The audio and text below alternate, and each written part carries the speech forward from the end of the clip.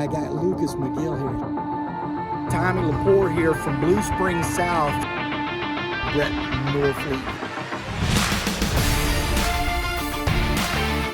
Hello everyone, welcome inside the Red Earth Production Studios for this edition of YBMcast Prep Baseball Talk, powered by Game 7 Baseball, Game7Baseball.com. Full swing, make sure you're checking out tournaments. We're going to be out at this weekend out at Arch Madness. We'll be live streaming our 14U championship game on Sunday. We're looking forward to a great weekend. So make sure on Saturday we're going to be at Bridgeton Municipal Athletic Complex.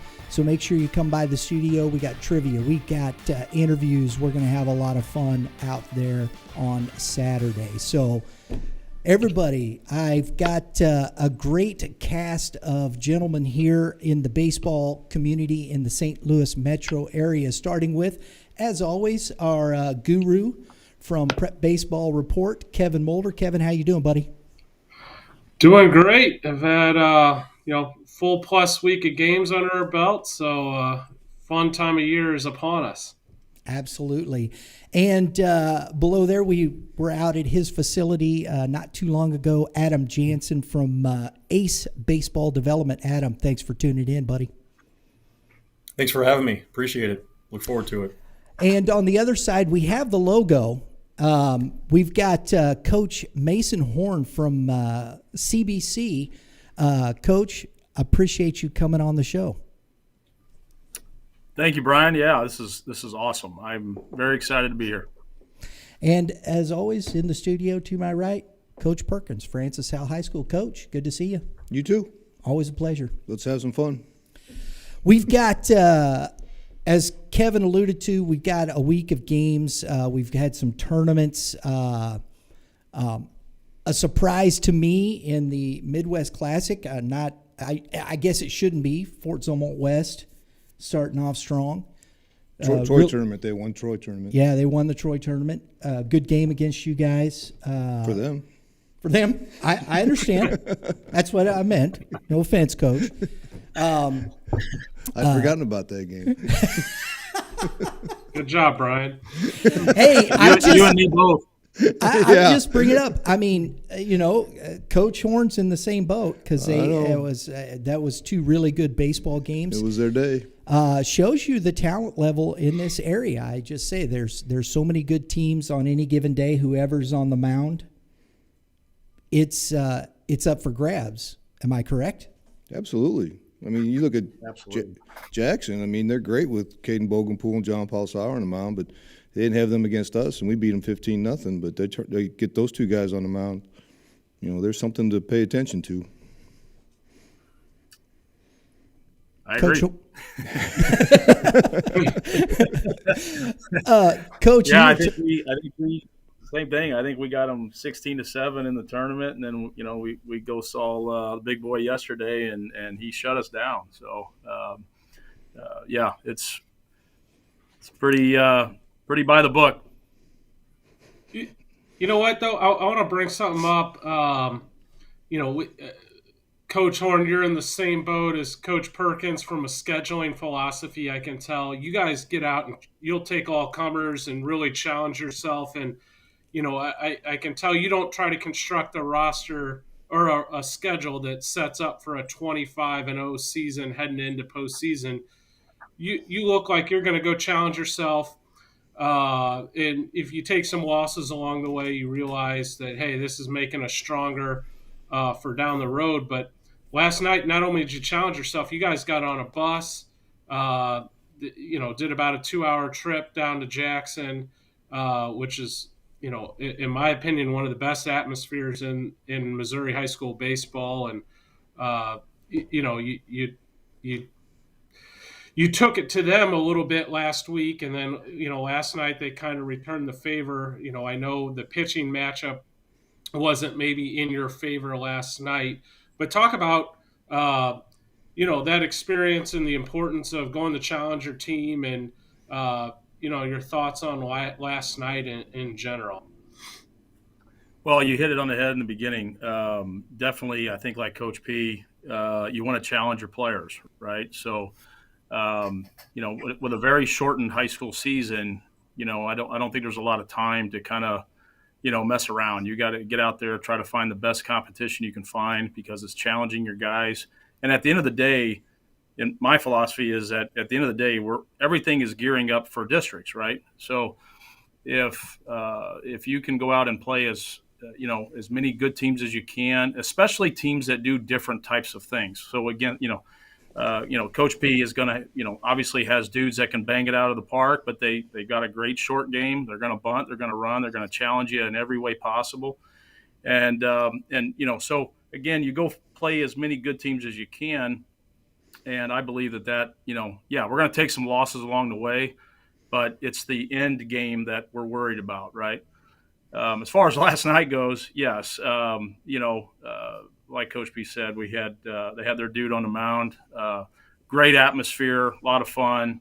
But, I thought we played well for about 3 innings. We put some really good swings on him. But once he kind of settled in, right, and we were kind of throwing a guy an inning, getting ready for this weekend's tournament down in Memphis. So they just kind of jumped on us there in the middle innings, and we just didn't have enough to. Once he settled in and really started pitching, it was pretty tough to come back from that. But again, it was great atmosphere, great competition, and you get on the bus and you go do it again tomorrow. That's right.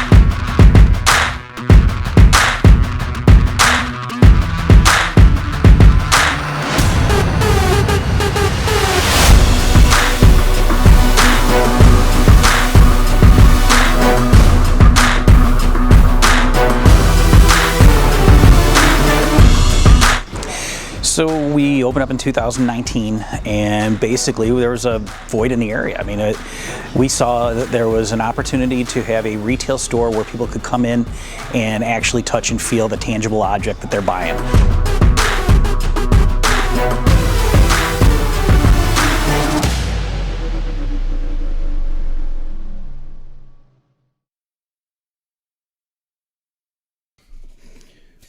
I want to get Adam, your perspective here.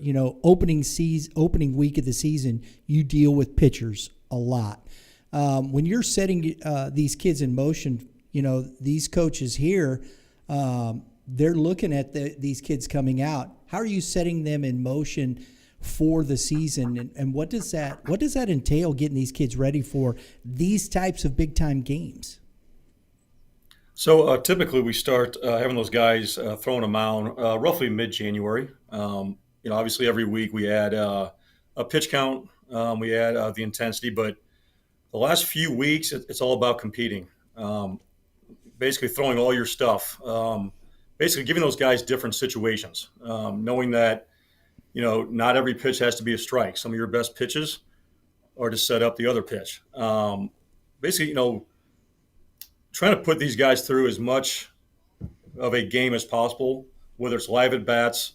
We have something where we have, we call them distraction bullpens, where we kind of talk to them while they're throwing. Some of the kids talk to them a little bit to try to simulate some of the noise they're going to be faced with during the game. We are indoors. We try as much as we can to, simulate that environment. And they also leave us, typically guys will leave our program with about 40, 45 pitches under their belt. That way, the first 2 weeks of high school practice, they can basically continue building that up in preparation for the first game. Thoughts, Coach?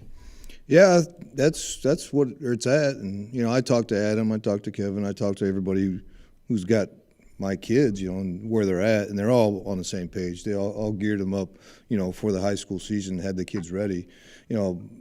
My problem is getting kids. I don't have to lengthen them out. little spoiled, and I'm sure Coach Horn is too. I mean, he just talked about going an inning a game. I get that aspect of it too, but I played 5 games last week, and I had 4 guys I didn't even get a chance to throw. But my starters, in the blowout games that we had, I throw them like 5 innings, and they'd get like 60 pitches, and then I'd just take them out and get some other guys some experience, because they need that too, because you never know when you're gonna need these guys. But it's tough. It's a jigsaw puzzle, and you got to keep them ready. You just got to throw more bullpens, and when it's time to go, let's go. It is kind of interesting during the start of the season. You can do a great job preparing the pitchers to build up their arm health, their stamina, their velocity, but there is nothing that compares to in-game competition, and you do find out a lot about the pitchers once we start competing. Now, there's all sorts of factors. We got weather.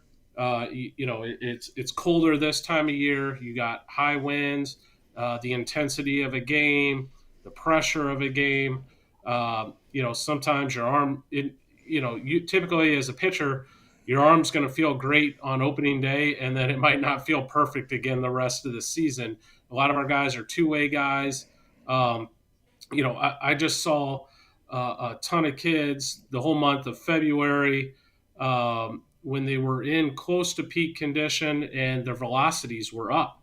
And now you go out and see them in game, and their velocity is 2, 3, sometimes even 4 miles down from what you saw in January.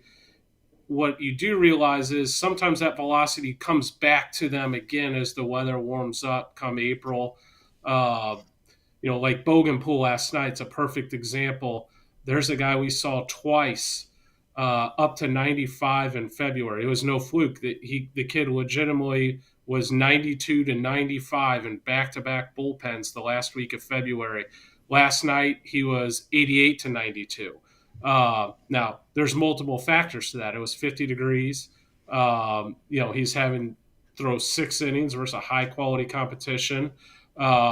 He's a positional player as well. So, but you do learn a lot about the kids, and not from Coach Horn's perspective, but it was great to see him do a good job competing versus a high-quality lineup last night. So that's a big check in his in his box. Hey, he was able to compete. We can throw a little harder, so that you learn something about the kids that way. Coach Horn, I want to start with you with this. Opening season, these first 2 weeks, you're picking tournaments in particular to challenge your kids. With this in mind, what's the goal? Do you have individual goals that you're looking for players? Are you pretty set on your lineup still, or you still have guys competing for spots? I think it's all the above. Sorry, that's probably a bad answer, but I always look at the first tournament as just kind of an extended practice. So, yeah, you've kind of got – and it depends on the year, right? So some years you walk in, you know exactly what your team is. You're loaded with upperclassmen. And, okay, let's go out and just start competing and get after it. And then there's other years where you may want to try to get more younger guys out there. And, again – you've been locked up in a gym or whatever, and you just want to get them live ABs and see what they can do on the field.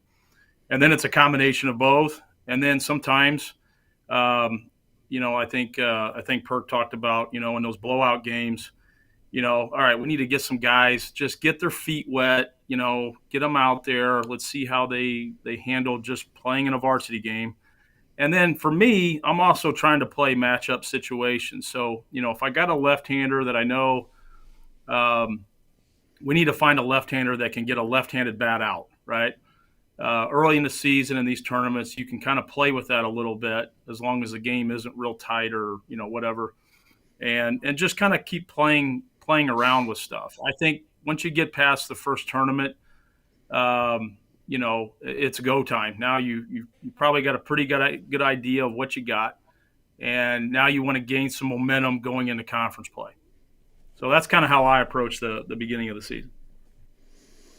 Yeah, I'm similar. A lot of things Mace just got through saying. I mean, there's a lot of similarities there. We play in the Troy tournament, and then we do the Midwest Classic, which we're involved with right now. We're playing Lafayette today. And then I got Blue Spring South coming in, and that's going to be a load right there. Ben Bear's a good friend of mine, but since I know the guy who sets up the bracket, I'll probably play him. So we'll do that kind of stuff. But it is. We played 10 games in 2 weeks.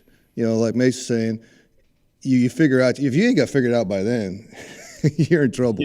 Yeah. It might be a question mark with two guys, like two outfielders are close, and you're doing the matchup thing, right, left, whatever you're doing, but it forces you to look at your bench. It forces you to use other players. And to me, that's great. I mean, that gives me an opportunity to see how they're going to compete. I heard Kevin say, compete. That's the biggest word out of any coach's mouth when it comes to a pitcher. You get up there, you better be competing and throwing strikes. That's the only downside to the off-season pitching. There's not too many. And Adam, you could probably speak to this a little bit about live at bats, with a pitcher in there, because I think a lot of guys do the training and stuff, but they never step in and have a actual batter in there. And then when that happens in the springtime, when it's colder, like Kev was saying, it's a different situation. And he's absolutely correct about MPs going down, 2 to 4 miles an hour. I've seen that.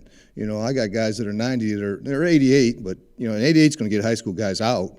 And that's good, but when it warms up, they're gonna, go up a tick or so. But Ed, maybe you can talk about that, because I see some guys that, they just don't throw strikes, and you can't use those guys in games if they're going to walk the bases full every time and then wild pitch and scoring runs. I mean, you can't defend that, and that's a tough thing, and a lot of that stuff going around. Yeah. Oh, absolutely. We can't stress enough to our guys that the one downside of off-season training is becoming really comfortable indoors. When they walk into ACE or other pitching facilities around the area, everything's kind of set up that they have a plan. Everything is kind of controlled. They're not dealing with weather or hitters or chatter from the opposing dugout. So we talk a lot about that. I think part of that is too, I mean, it's, don't get me wrong. I mean, everyone loves velocity, especially the kids, but like nothing makes me happier than like seeing a guy who can do everything, hit spots, throw the off speed stuff. And, I think we're seeing the most productive pitchers this spring so far aren't necessarily the hardest throwers. They're the guys who can throw any pitch in any situation, which is not easy to do at the high school level. Those guys are the most consistent with everything they do. But yeah, I mean, I think that's, college baseball, professional baseball, walks are going up. Guys are trying to throw it through a brick wall every pitch. And we tell our guys, like you can't strike a guy out when it's 0-0 or 1-0. So, I'm not saying, go out there and throw 80%, but you have to know when to rear back and cut one loose. You have to know your situation. You got to have some feel. I want to ask this question because of what Adam said right there. It was curious because we were having this conversation yesterday on Youth Baseball Talk with kids. And has the idea changed where the idea of pitching to contact, you didn't have the guy that was just throwing hard but pitches to contact is in the strike zone, as opposed to today where I think it's basically, does he have swing and miss stuff? We're always looking for the guy that's spinning it, swing and miss. You kind of said it a little bit. Maybe your best pitch isn't a pitch in the strike zone. Is that where we're at in pitching today?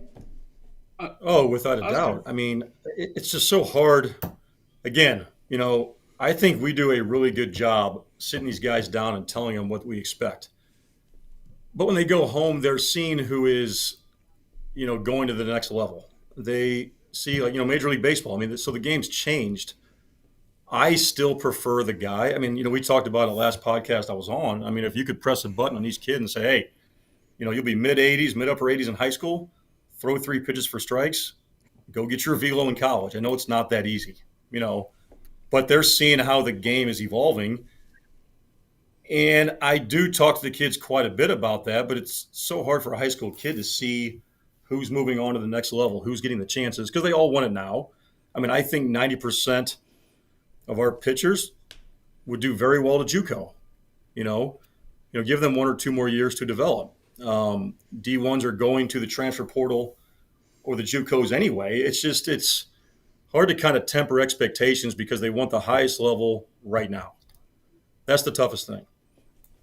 And that's all 100% accurate. One thing, though, that's happening, and you see it at the highest level of baseball, the big leagues, and it's a trickle-down effect. People value the strikeout, the swing and miss stuff, because it takes the defense out of the equation, and which is an uncertainty, especially at the high school level. And I've been out seeing a good number of games, seeing some high-level pitchers give up runs because of poor defense. And we've talked on this show a number of times how the elite teams in our state play a high level of defense. Last night, I was at the Jackson CBC game. CBC, you got a high level defense there, Coach Horn, and the Ryan Steven makes a heck of a play to start the game out, or in the first inning there. And I'll be honest, I was impressed with your control last night. I was on your side on that first play when the runner was called safe. I would love to hear the explanation you got on that play. Ryan made up the middle, and then Nas Zanatello made some really nice plays last night as well. It's a lot easier to pitch when you got high-level defenders behind you. I'm not going to talk about the team or the game specifically. I was out at a game watching a high-level pitcher. He hadn't given up a run yet in the fourth inning. The right fielder literally dropped the ball and caused their team to lose. So that's where you kind of lean on the swing and miss, and that takes that out of the equation. Coaches, thoughts? Well, I can tell you the explanation. What were you told last night? I was told that he pulled his heel up off the bag. So look, I'm not gonna publicly. I'm not trying to get you fined, Coach Horn. let's just say I adamantly disagreed with his call. However, as we tell the kids, we have to accept it and move on. But no, yeah, it was a great play. I agree with everything. I mean, I think at the end of the day, you talk about, we've been talking about pitching, but I think hitting is the exact same scenario, right? We've got kids that know that if they hit balls 100 miles an hour, that if their slugging is up, if they're hitting doubles and home runs, that is the ticket to get to the higher levels. And that is, I mean, we can argue that's true. However, when you're playing to win games, which we're all trying to win games, situational hitting,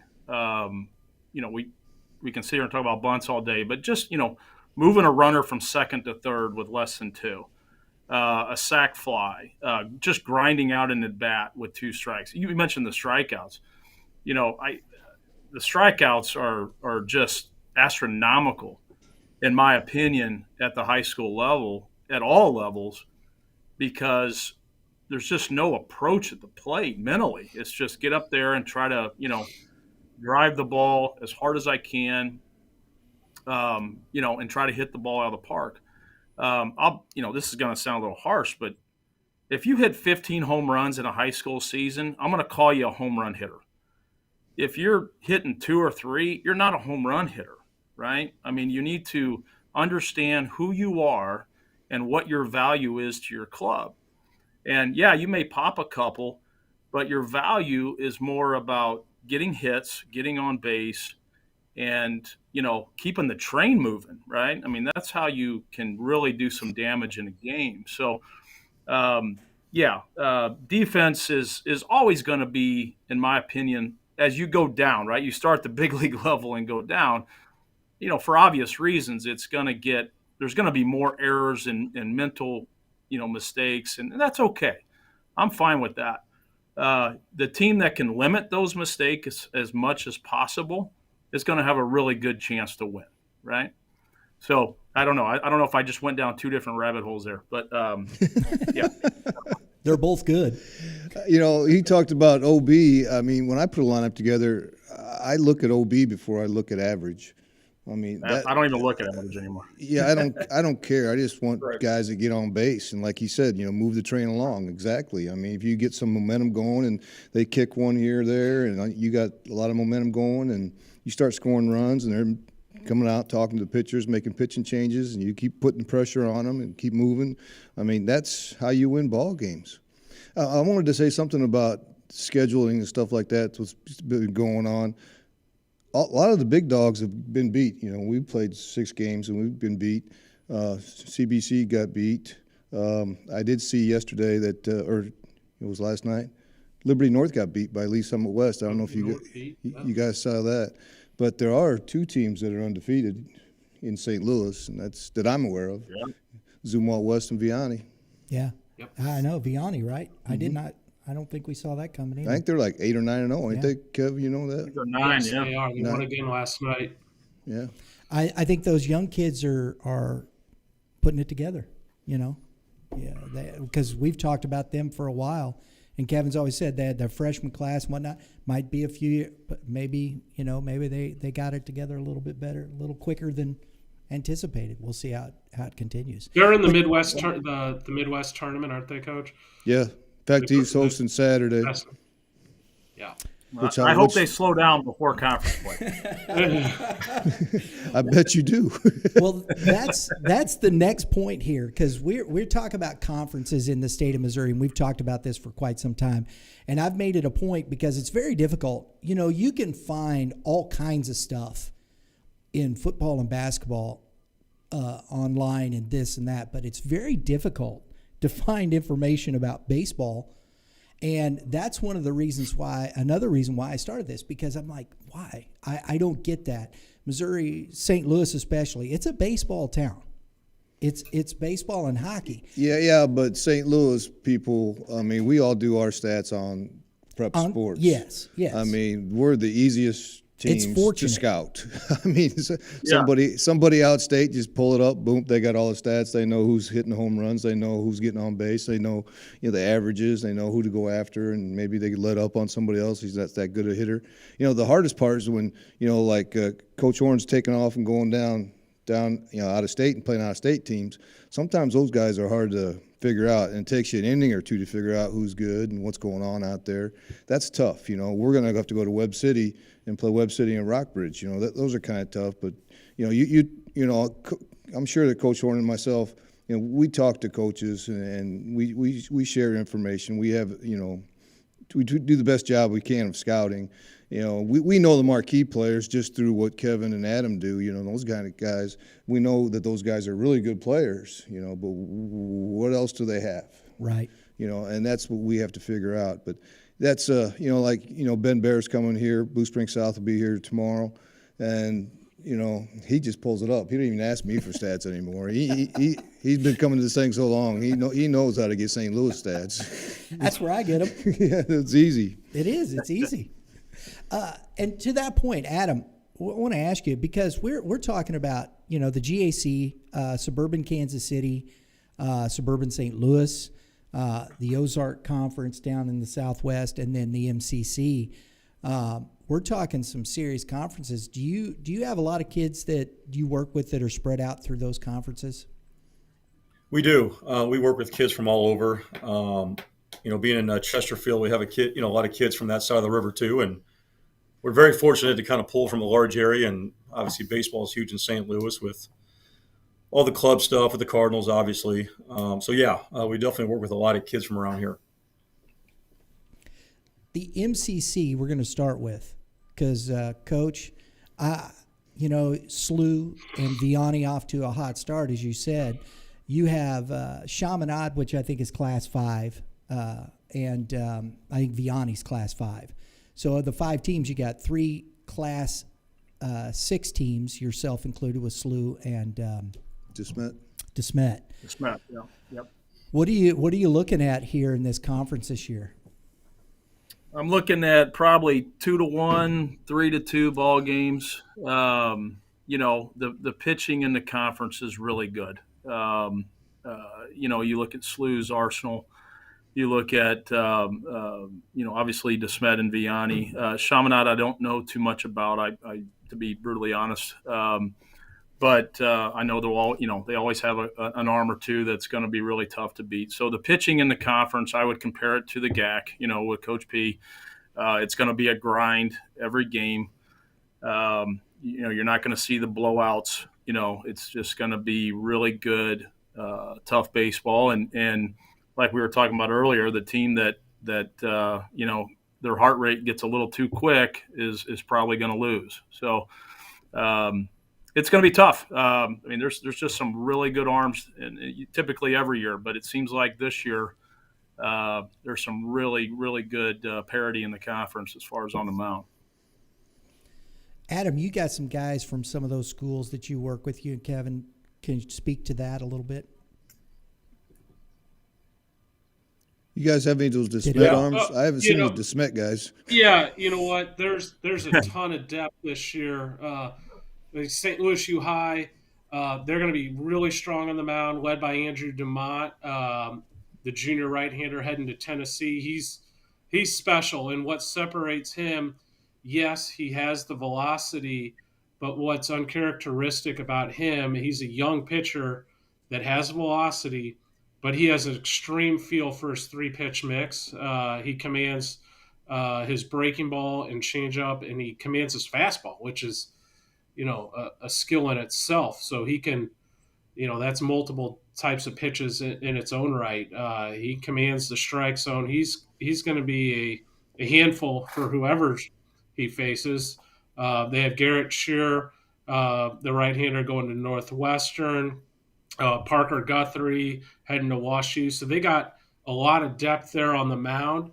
SLU's a little bit light offensively, but they have some good athletes, and it'll be interesting to see how they there's multiple ways to create offense. You don't have to do it all with home runs and doubles. So my guess is that they'll try to generate offense in a different manner other than the extra base hit. DeSmet has a ton of depth on the mound as well. Joshua Cunningham heading to St. Louis U, Sam Cardwell going to Maryville University. They're a little bit more balanced, I'd say, with the offensive group as well. And then Vianney, we've talked about for a year or so. They got that young group. Saw them on opening day beat a really good Dane Bourne from Limburg. So Vianney, the interesting thing about them, they got some high-level players. Most of their high-end players are younger. They do have some nice older players, David Broughton, Oliver Dagenhart, but they're guys that are going to be stars or high-end D1 players or sophomores right now. So it'll be interesting to see how they meet the challenge of MCC play. Yeah, I'm curious to see DeSmet. I was talking to Coach Canavan last night. He was really impressed with Hatchman, said he was really good for 3 innings. And it was a 2-0 game. And I've been hearing about, DeSmet's arms, and I have not seen too many of them. That's why I was asking that question to you guys. Yeah. But I might have to play them too. Yeah, they're going to be solid. And I was going to say, Canavan's got them playing, a good brand of ball. They do some little things. Yeah, great guy. So they're going to be tough. I mean, our conference is, obviously I'd put us, in contention with any conference in the state, especially when you get on the mound. Agreed. We may not have the bangers in the conference all around, but definitely the arms are tough to deal with. Adam, you were getting ready to say something there. Go ahead, bud. Sorry about that. I think DeSmet, we don't train the kid, but I think there's a kid, Jason Smith, big right-hander over there, doing some pretty good things too, who's uncommitted. Again, don't know too much about the kid, but I've heard some good stuff. Very good. I saw the game. Coach Horn. I went out to Howell Central. They were playing Battle. Battle does what they could, but top of your lineup, Coach. I mean, I saw those kids taking swings. I mean, your lineup is going to be hard for anybody to get through. Watching Jake McGee at the top of that. The kid I was impressed with that I hadn't seen is number 5, and I'm trying. He's the Peer? What's that? Caden Peer? No. He's 7. The head Derek Pitts. Pitts. Yeah, Derek Yeah. Pitts. He hit one off the center field wall. It was crushed, and it's cold. Yeah. I was really impressed with his at bats, watching him swing the bat. So I mean, and I hadn't seen him before. Yeah, thank you for that. Yeah, he's a junior that's kind of toolsy, real good arm in the outfield.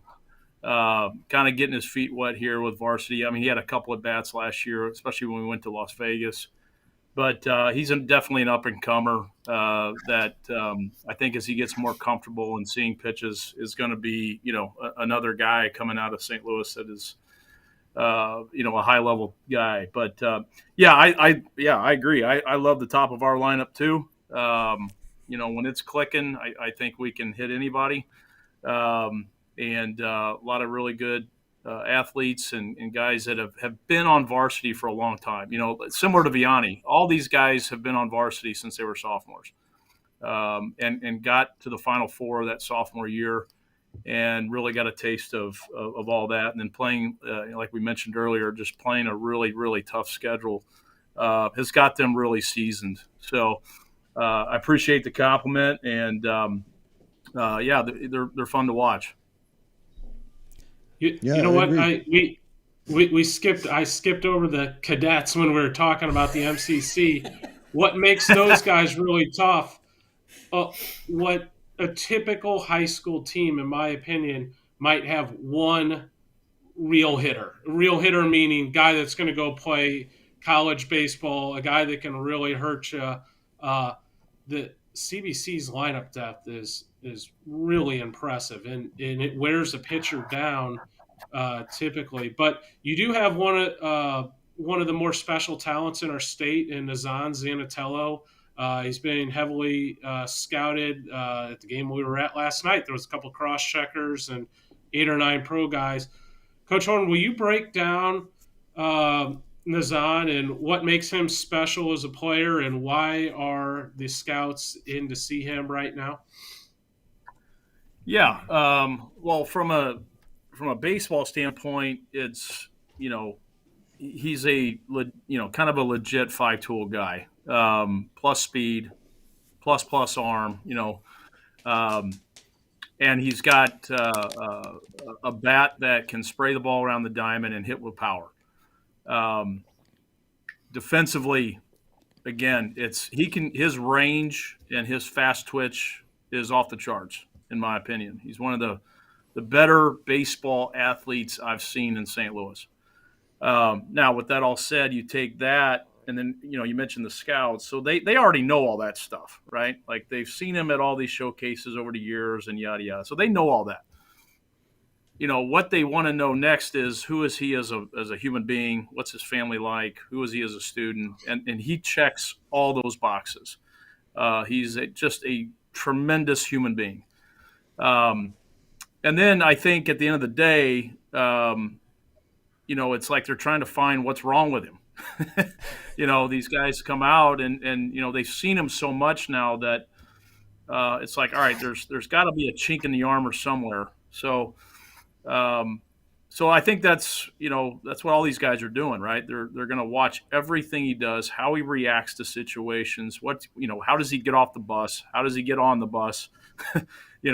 What does his pregame routine look like? How does he interact with his teammates? How does he interact with adults? All that stuff. And again, he checks all those boxes. So that's what makes him special, in my opinion, Kevin. Like I said, he just checks every box that's out there. Now, he's got to go out and perform, and that will dictate kind of where they put him on their draft board, right? But he is a special kid, special talent, and I'm glad he's on our team. He's going to make some money. That's when you know you got a special player, is when when you got a later round type draft for when we're talking about pro prospects, they always talk about what they can do well. Oh, he's got big power, or he throws 97. When they start looking for things to not like, that's when they know. That's when you got a really good player, when they're having to search hard and they're really nitpicking, and they're that means people are trying to make a high dollar decision on a young man. Yeah, and without a doubt. To me, that speaks to the fact when you're talking about this kind of money, you're going to invest millions of dollars into a 17, 18-year-old kid. You're looking for a level of maturity in the player. He's checking all these other boxes athletically and this and that, and school, everything's this way. Now you're looking at a maturity level, right? Yeah, without doubt. One of the things that I went through this with Vierling and Berger and Christian Little and all that, and I know Coach Perkins has been through this many, many times. One of the things that these scouts will ask is, can he handle being an 18-year-old adult in the real world, right? So if he drafts and signs in 2 weeks, he's going to be, probably, after he goes through a couple weeks of instructional work, at their spring training facility, they're going to put him in the middle of Montana somewhere, right? Or I'm just throwing out a state, but they're going to put him in a small town somewhere with 3 roommates who, I don't mean this disrespectfully, but may not speak English, and he's got to pay rent. He's got to, figure out his own meals. He's got to be an adult like all of us. He's got to go to work every day. And he's the kind of kid that I believe can absolutely handle that. And I think that is a major contributor of.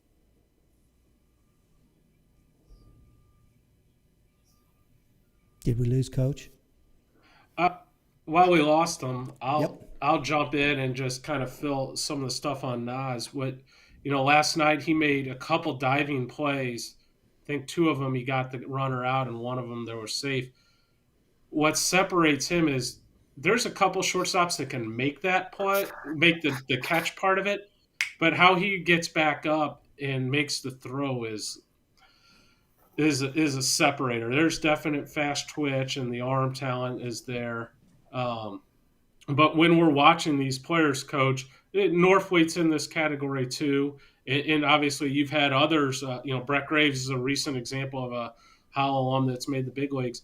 I like to see those guys fail and then see how they react. Like, hey, go 0 for 3 or get rung up on a terrible call by an umpire, or if you're a pitcher, have the defense make a couple errors behind them and then see what happens. I think that's a great way to learn a lot about a player.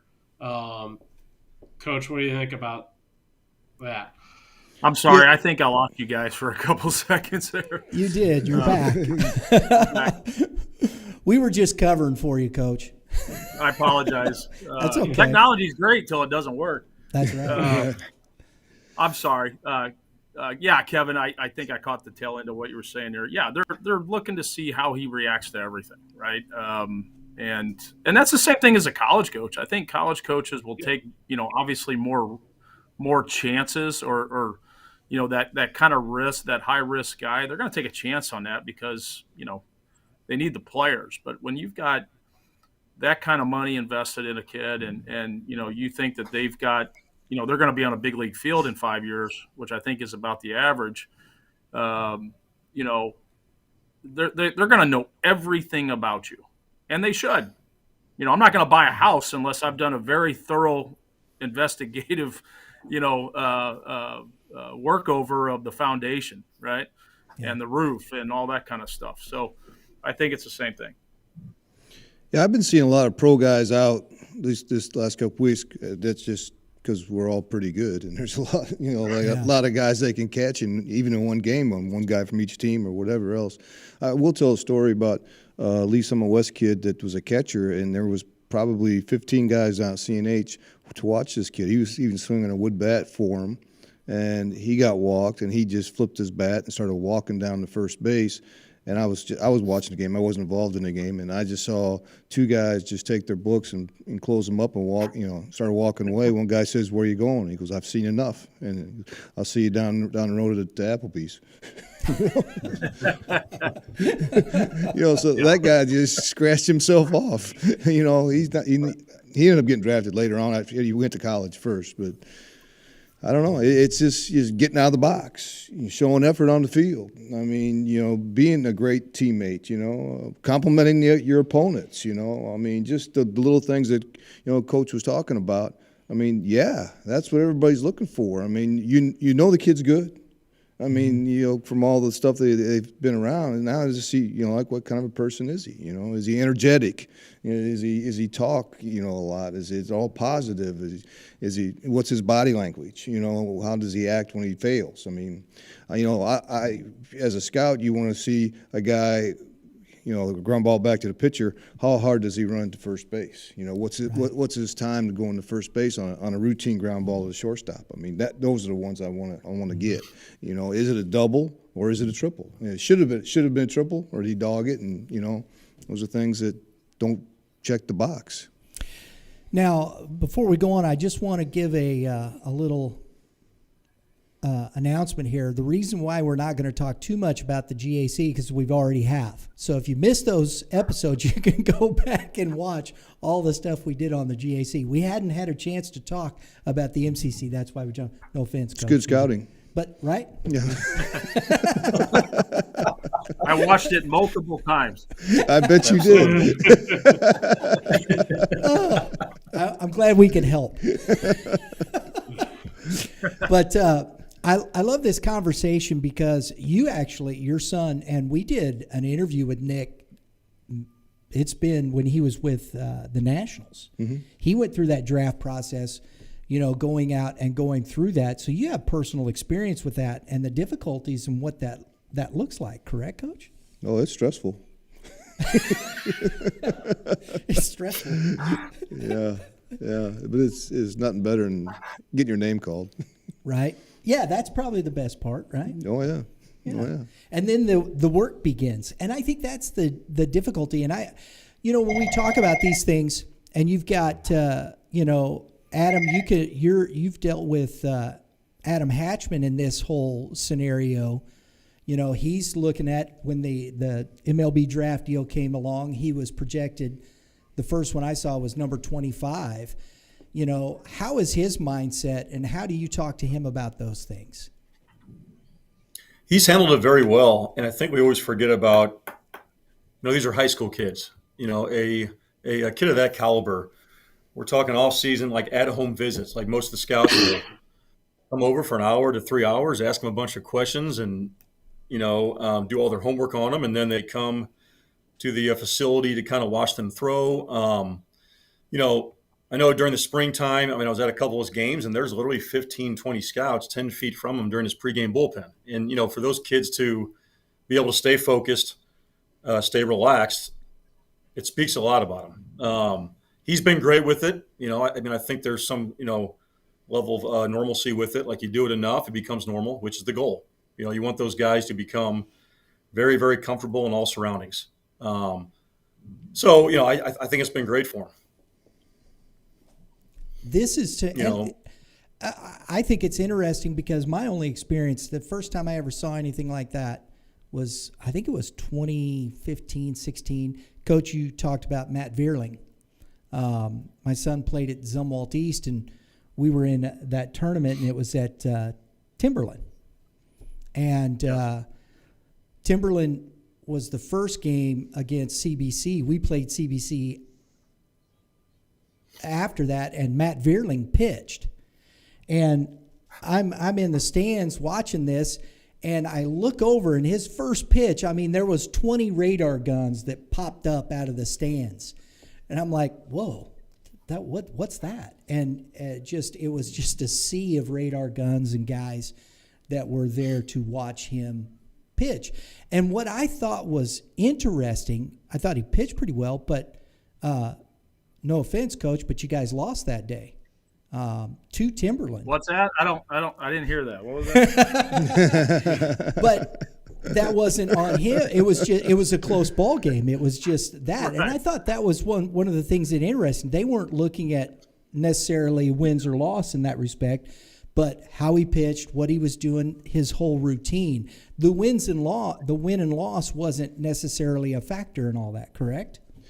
Yeah, No, I think the showcase guys better prepare the guys for that because they always got the guns on them. There's always people there. They do their pro showcases, whatever. So the more you're around that situation, the better you are going to be able to cope with it. If you go to a PBR event or you go to the ACE event, I mean, the more times that you get in front of those kinds of people, the more it's like commonplace to you. If they had never been in front of that and they come to a spring game, and all of a sudden there's like 20 guys back there with guns and they've never seen that before, pretty good chance they're going to fail just because they have not experienced that.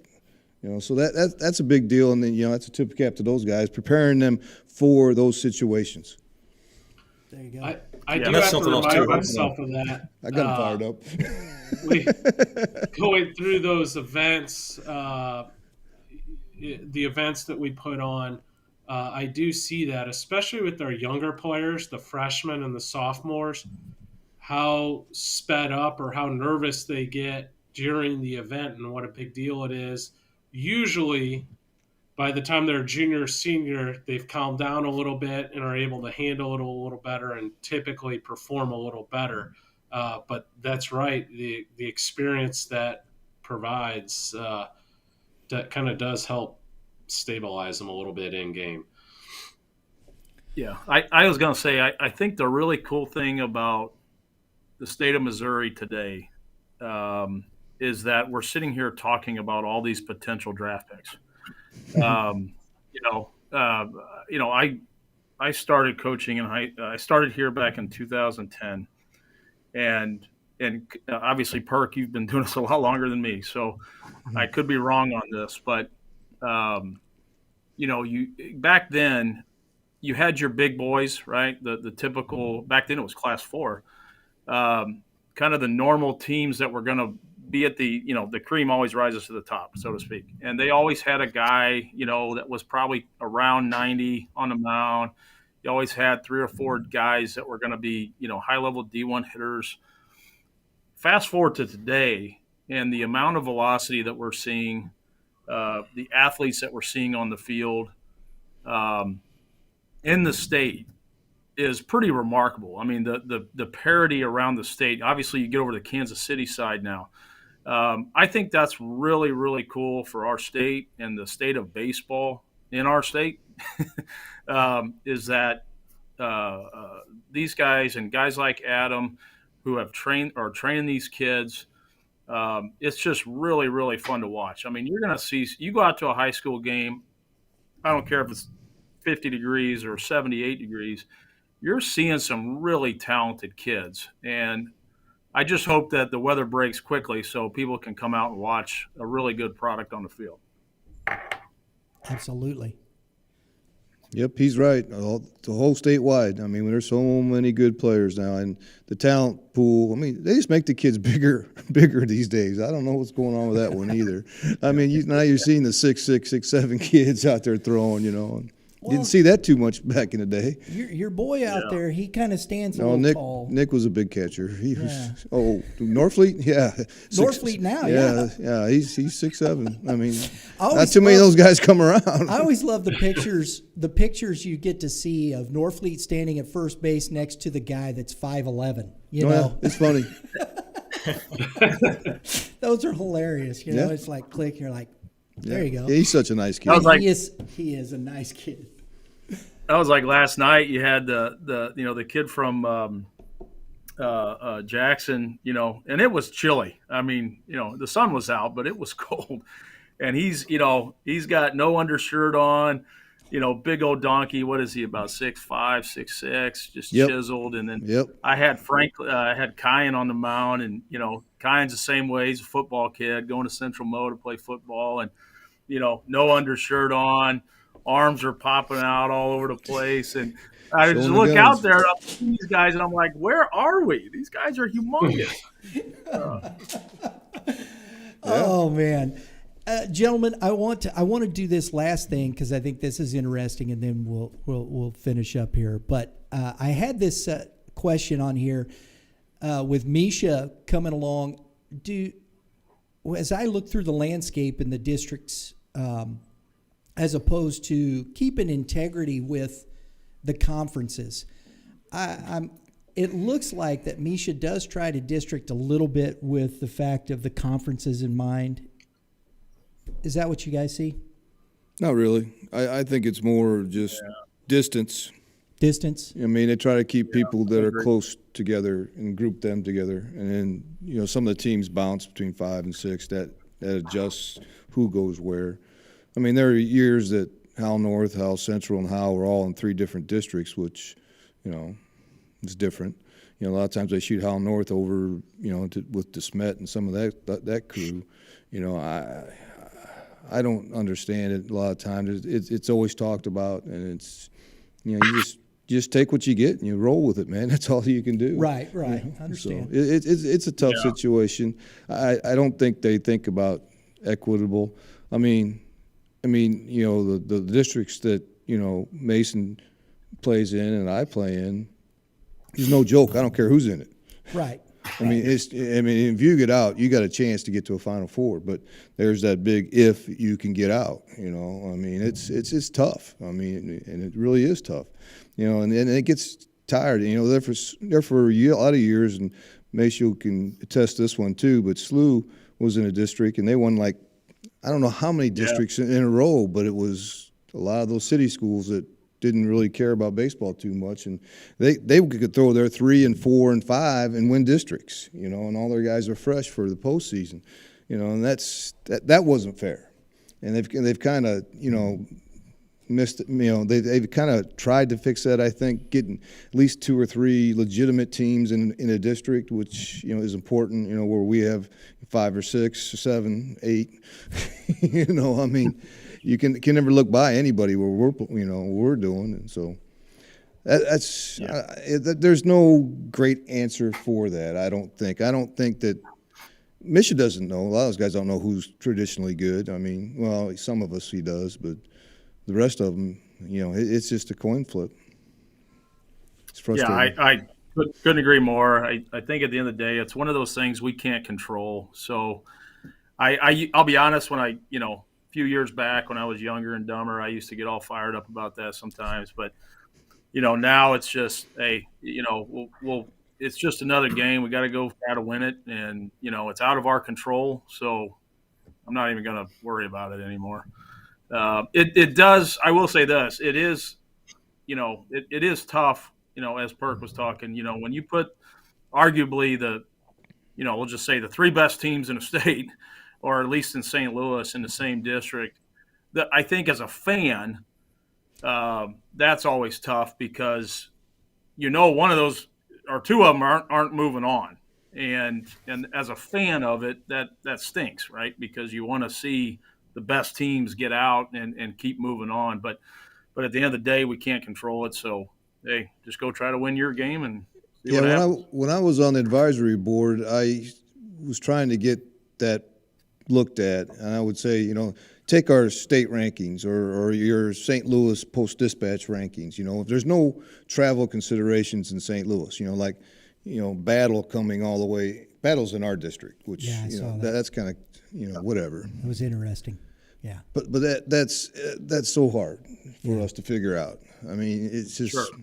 I mean, if you could just take, like Mason was saying, take the top 3 or 4 teams, put them in different districts, and then just go down the list by locality, and distance. I think that would be fair. I think you would maybe get the best teams out, or sometimes you don't get the best teams out because they're playing other best teams. Right.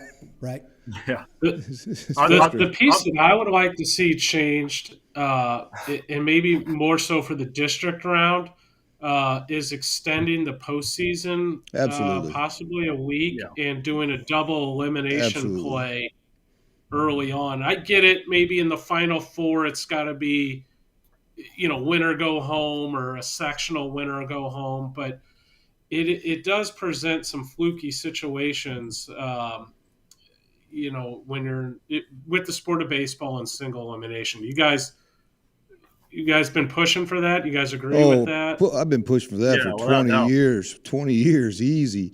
But I can attest to this: the people that are making the decisions for Mission now are listening more than they ever have. Dave Wilson from Staley is on the board, and he really communicates with us quite a bit. Great baseball program and great coach too. But he is saying that there is a possibility of having the pod thing like colleges do. Take 4 teams, throw them in there, double them, boom, move on. With Final Four being a single limb, that's the proposal, and they are listening. And I hope it happens before I kick off. I would. Here's something I would like just to throw this out too. I wouldn't even mind that. Now I know it's not the same for every class, but for 6, I wouldn't even mind seeing a best of 3 in that quarterfinal game. So okay, let's make you get out of your district. You've proven you've got some depth and yada yada. Now you get to that quarterfinal game and make that a best of 3. So now, if you win that quarterfinal, you've proven that not only are you good, but you've got pitching depth and so forth and so on. Yeah. Because now I think, if I remember right, and correct me if I'm wrong, you play your it feels like we're off for like 9 days, Absolutely, or something. I was just going to bring that up. That's way too big of a window for our sport. Yeah, when we went to the Final Four last year, it was over a week before we played the game. So I got to do scrimmages and I got to throw my guys to get them ready. And then when I talked to the Michigan guys about that, I haven't looked at the calendar, but they said they moved it. So they either moved the quarterfinal game back or gave us another week to play games before it. They shrunk down that week this year. So they did listen. Yeah. So they did make some adjustment. We're not going to be off 7-9 days now. I don't think, Mace. Yeah. I still think it would be cool to have a best. I know a lot of states do it. And again, the calendar is the biggest proponent here, but it'd be pretty cool to see some form of a Friday doubleheader, Saturday if needed situation for that quarters. That would be pretty cool. Yeah, I did a bunch of research. Went to all the states, Mississippi, Tennessee, and that's when I was trying to get more games. I was just trying to get just trying to get an idea what everybody else is doing, and then I'll start talking about postseason. And I gave it to them, and that's all you can do. I'm sure the challenge for Misha would be just there are different sizes. I would say advancing that forward with the 5 and the 6A, and let the small schools probably continue with their path as is, because of the pitching being the main problem. Correct. But the 5 and 6A schools have the depth to be able to do that. Yeah. Yep. Yeah. I get fired up. And again, if they're listening, that's half the battle. So there you go. Yep. Well, we hope they are, Coach, and so that's the next discussion. We got to get this panel together, and that's going to be the next one. Yeah. Let's see if we can bring that to bear. You get Dave Wilson in here, he'll get things going. Heck yeah. There you go. I want to express my gratitude for you gentlemen taking the time out of your day to come on the show and talk baseball with us. This has been really fun. To Adam, to Kevin, to Coach Horn, to Coach Perkins. Gentlemen, thank you very much for your time. You're welcome. You're welcome. Thanks for Good luck this week, guys. Thanks. Absolutely. We'll need it. Kevin. Tomorrow, speaking of baseball, on Thursday, this will be out tomorrow after the game. So I guess you'll know, but I have thought about going ahead and putting this up this afternoon, a day early, because tomorrow we are going to be out live streaming the Midwest Classic. We got Sweet. we got a premier game. We got Fort Zumwalt West taking on Blue Springs South. That'll be a good game. Then Blue Springs South goes over to CNH and plays at 7 o'clock. Yes, they do. So I'll be at that one. I'm going to come over. We're gonna live stream that game at Fort Zumwalt West. I'm looking forward to that contest. That's a game we picked out of there. I always love to go out there. I think it's going to be a fantastic ball game. So hopefully we'll see Deverman and Lepore. That'd be interesting, right? He's got more than Lepore. That'd be fun. He does. But yeah, that'd be the premier matchup there. Yeah. So we'll see. We don't know yet. But so if you're got nothing to do at 2 o'clock, or you want to just turn it on your computer while you're working, watch the ball game. We will be live streaming that tomorrow, 2 p.m. Awesome. There you go. So, Yep. And Talk well of me. we got a couple of games coming up at the GAC Game of the Week with Francis Howell, so don't miss that. May 9th, we're going to be out at CBC. Appreciate this, Coach Horn. We will have CBC versus Jackson.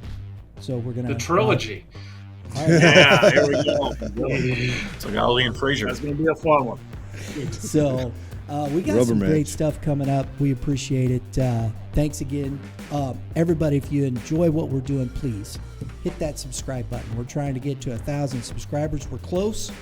And we've got our bucket of baseballs and stuff that we're giving away. I'm not going to throw it up here right now, but we appreciate it. Hit that dinger right next to it, because that's what we do around here. We hit dingers. Right. I can't do that anymore. I'm too old. But, at least somebody can. But anyway, that's what we do. We appreciate it. Everybody have a great day in the Lord. All you pitchers, keep throwing strikes. So Coach Horn's new to the show here, so I'm going to give this one to him. You got any advice for the hitters, Coach Horn? Swing at strikes. I like that one. That's a good one right there. We'll leave it Helps. at that. We'll see y'all next time. Thank you, guys. Thanks, Coach. Appreciate it. All right, I got to get ready for Lafayette.